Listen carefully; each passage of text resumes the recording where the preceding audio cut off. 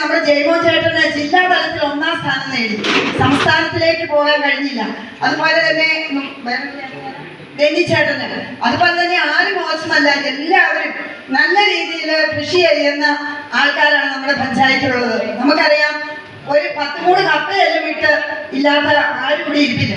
എനിക്ക് വളരെയധികം സന്തോഷമുണ്ട് ഇങ്ങനെ ഒരു കാര്യം പറഞ്ഞപ്പോൾ നിങ്ങൾ ഇത്രയും പേര് ഇങ്ങോട്ട് കടന്നു വന്നു.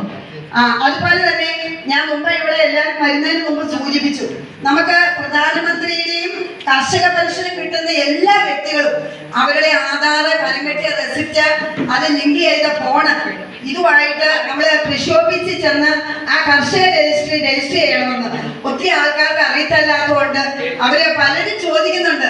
ഞങ്ങൾ അക്ഷയയിൽ പോയി 1 മാസം മുമ്പ് ചെയ്തതാണെന്ന്. അപ്പൊ പ്രിയപ്പെട്ടവരെ, നിങ്ങളോട് ആരെങ്കിലും ചോദിച്ചാൽ അവരോട് നമുക്കറിയാം, ഗവൺമെന്റ് ജൂലൈ 31 വരെയാണ് അതിനൊരു സമയം നിശ്ചയിച്ചിട്ടുള്ളത്.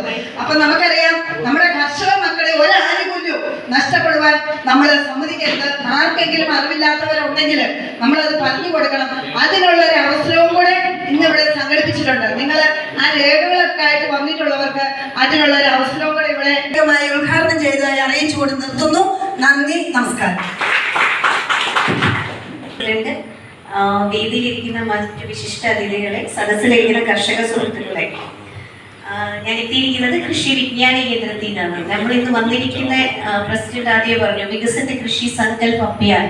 അതായത് കൃഷിക്കാരുടെ സംശയങ്ങൾ, ഒന്ന് കൃഷിയുടെ സംശയങ്ങൾ, ഇതുകൂടാതെ നമ്മുടെ കേന്ദ്ര സർക്കാരിലേക്ക് എത്തിക്കേണ്ട ഫീഡ്ബാക്ക് നിങ്ങളിൽ നിന്ന് കളക്ട് ചെയ്യാനാണ് നമ്മളിവിടെ എത്തിയിരിക്കുന്നത്.